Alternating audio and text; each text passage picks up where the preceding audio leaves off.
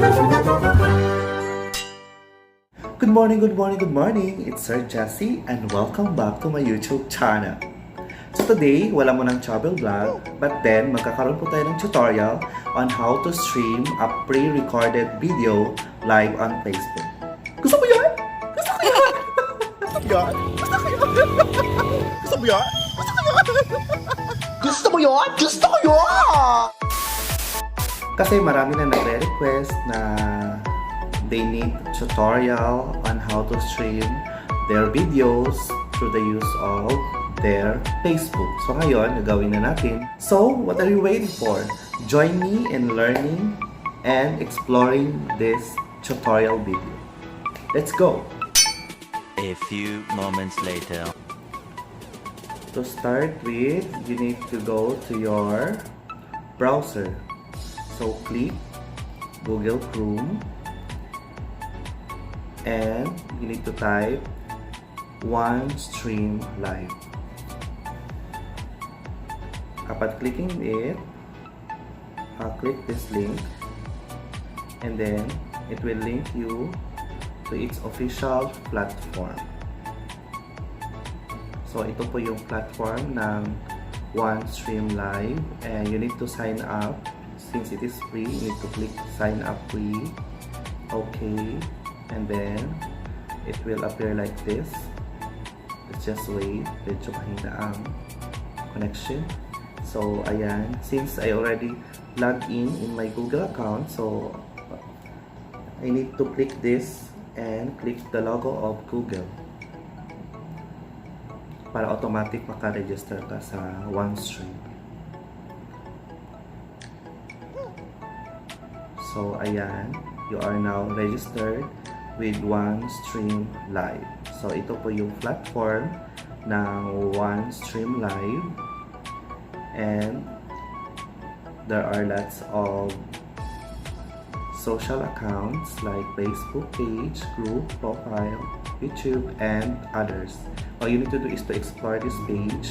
Marami kayong makikitang mga social accounts and then in left side there are lots of tabs like dashboards, account, videos, and others. All you need to do also is to explore it para mas mahasa nyo yung mga other tabs dito. So in the upper right, there are different tabs like notification, schedule streams, ongoing live streams, and upgrade. And let's proceed now to this tab, which is the FB page. You need to click this and it will appear like this. You need to link your FB page, continue as your name, then click your FB page and click next and click done. Then let's wait. Ayan, you're now linked OneStream to Facebook. Click OK. And the next step is, let's wait. You need to click your account.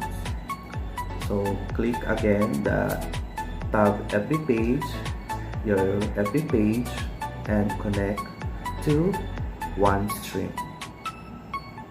And social account connected successfully. Congratulations! So let's proceed now by clicking the account tab in the left side. Click accounts and your FB page. And then it will appear like this.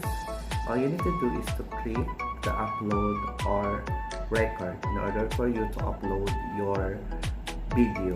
So click upload my device and you need to browse your video. Then sa akin, I need to click my video yung papunta namin sa board. Then you need to open it and click upload one file. And then all you need to do is to wait until matapos or makomplete yung pag-upload in 100%. Okay? Ayan, tumatakbo na siya. Kapag mahina ang internet connections, medyo slow ang uploading. But then kapag high naman ang good or stable naman ang connection ng inyong internet connections, so madali lang siya ma-upload yung video mo sa one stream. So ayan, malapit na siya mag-upload into 100%. Let's just wait na ma-upload na talaga siya. So, malapit na. So ayan, it's 100% uploaded na sa one stream. So, complete.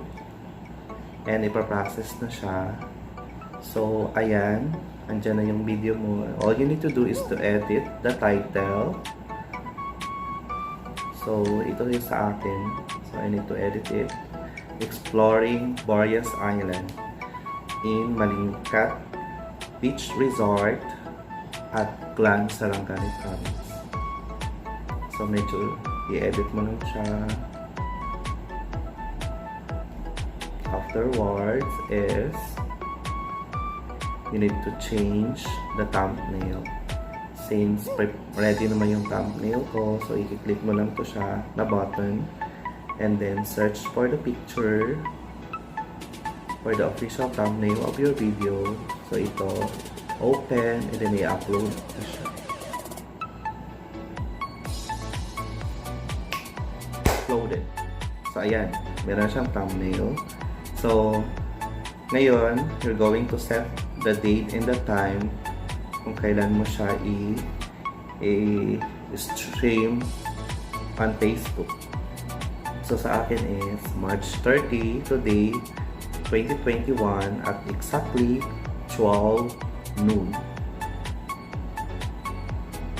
So i-change nyo lang siya sa gusto nyo na time.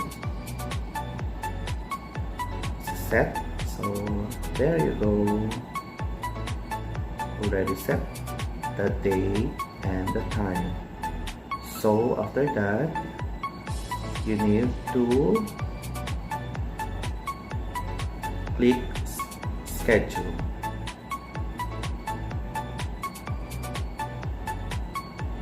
Tada! Stream schedule successfully. So ayan, 1 minute na lang para mag-12. So there are 57, 56 seconds. So, let's wait until maubos, until mag-12 noon na siya para mag-live stream na siya sa ating FB page. So, let's just wait for a while.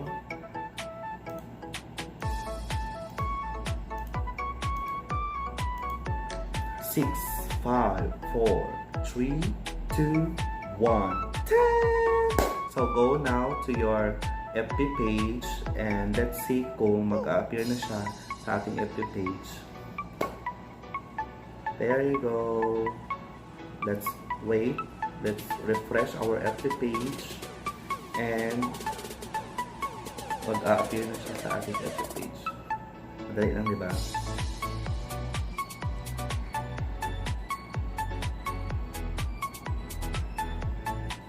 Refresh mo lang ulit kapag wala ka. So,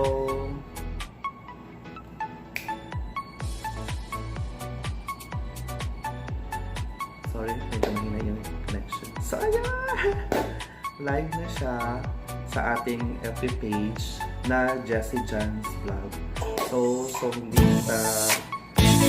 mga hindi pa nag-like sa FB page ko, please visit my FB page. All you need to do is to search Jessie Jan's Vlog and then ito na.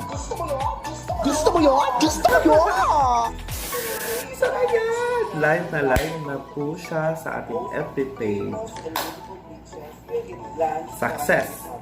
Success! Success! Success! Success! Gusto mo yun! Gusto ko yun! Gusto mo yun! Gusto ko yun! Success siya!